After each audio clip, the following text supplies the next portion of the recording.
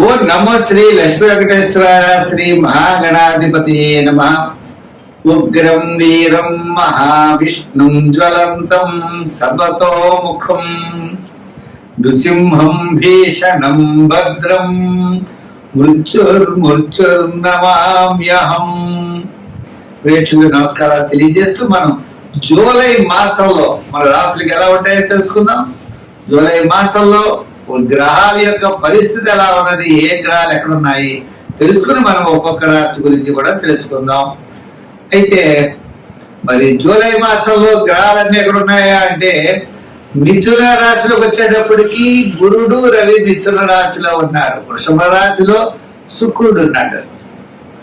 మరి కర్కాటక రాశిలో బుధుడు, సింహ రాశిలో కేతువు, అంతేకాకుండా మరి కుజుడు కూడా సింహరాశిలోనే ఉన్నాడు.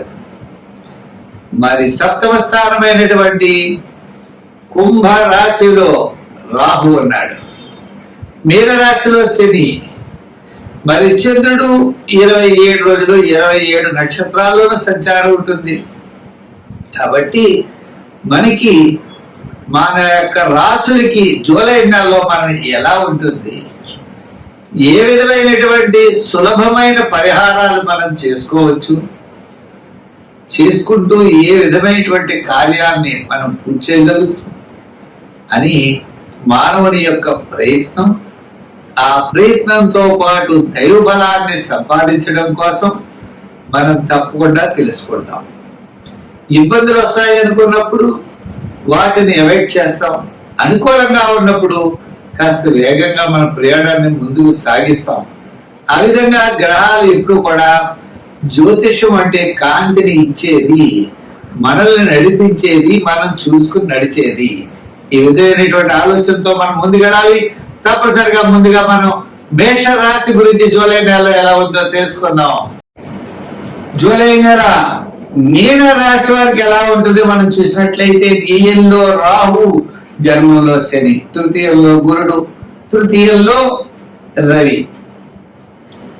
అదేవిధంగా మరి తృతీయం కాకుండా చతుర్థం అర్థాష్టమ గురుడు కాబట్టి 4లో గురుడు, 4లో రవి, 5లో బుధుడు, మరి కాస్త తృతీయంలో శుక్రుడు. ఏదైనప్పటికీ గ్రహాల యొక్క బలాబలాలు సామాన్యంగా కనబడుతున్నాయి. ప్రతి గ్రహము కూడా అనుకూలంగా లేదు.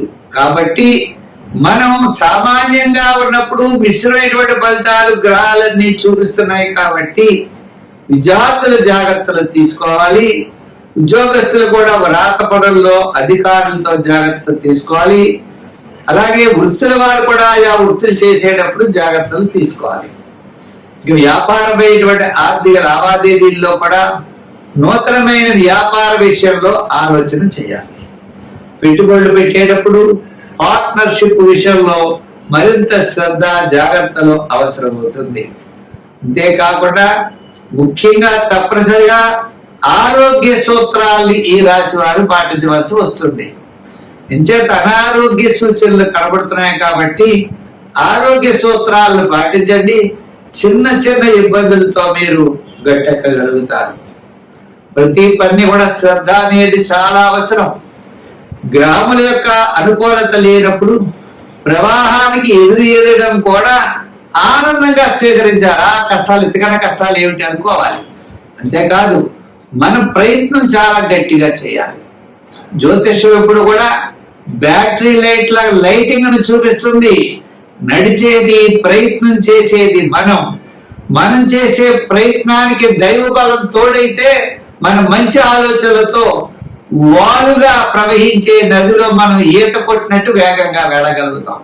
లేదా ప్రవాహానికి ఎదురయ్యేదాలి, అది కష్టంగా ఉంటుంది. అది కాబట్టి ఇటువంటి సమయంలో ప్రతిరోజు శివాలయానికి వెళ్ళండి, నవగ్రహ ప్రదక్షిణ చేయండి, నవగ్రహ దానాలు చేయండి. ప్రతిరోజు గుళ్ళోకి వెళ్ళి ఓం నమః శివాయ అనే పంచాక్షరీ మంత్రాన్ని జపించండి.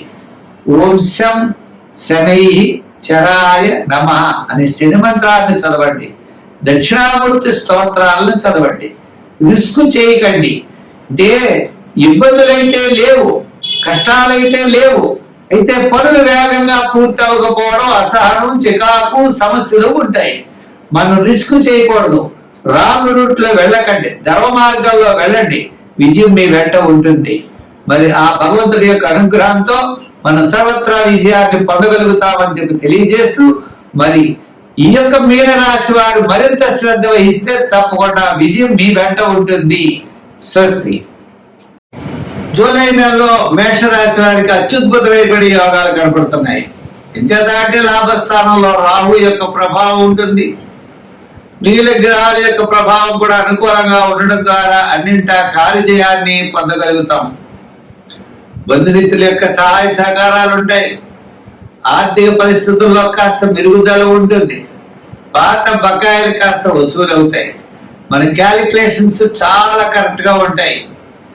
అంటే కొన్ని చిన్న చిన్న సమస్యలు వచ్చినా సంతానపరమైన విషయాలు, ఆర్థికపరమైన విషయాల్లో చాలా జాగ్రత్తలు తీసుకోవాలి.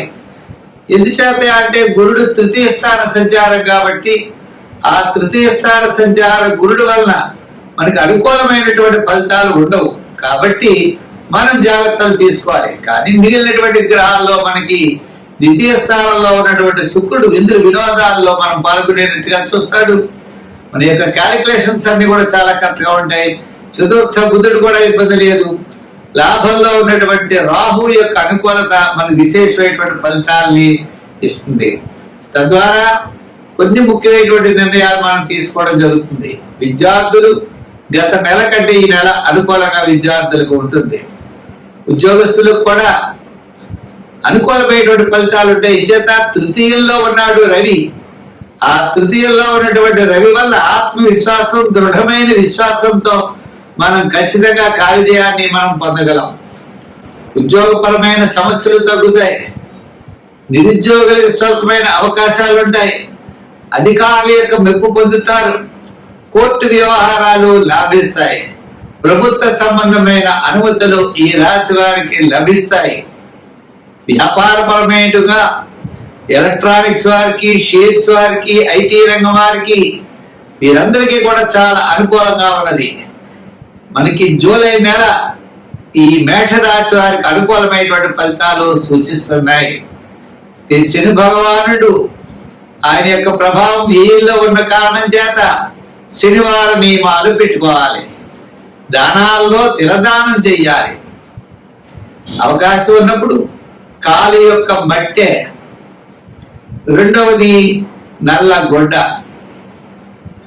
ఒక స్టీల్ గ్లాసు, ఇవి నువ్వులు, ఓ చెంచాడు నువ్వులు తీసుకుని నల్లగొడ్డలో కట్టి ప్రవహించే నదిలో శనివార సమయంలో వేస్తే తప్పకుండా ఈ మేషరాశి వారికి అనుకూలమైనటువంటి ఫలితాలు సంభవిస్తాయి. చేత జూలై నెలలో దిగ్విజయంగా ధైర్యంగా ముందుకు వెళ్ళండి. విజయం మీ వెంట ఉంటుంది. మరి రంగుల్లో ఎరుపు, తెలుపు, గోల్డ్ కలర్ వాడండి. నెంబర్స్ లో 4, 7, 9 నంబర్లు ఎక్కువగా వాడుతూ ఉండండి. అనుకూలమైన ఫలితాలు ఉంటాయి.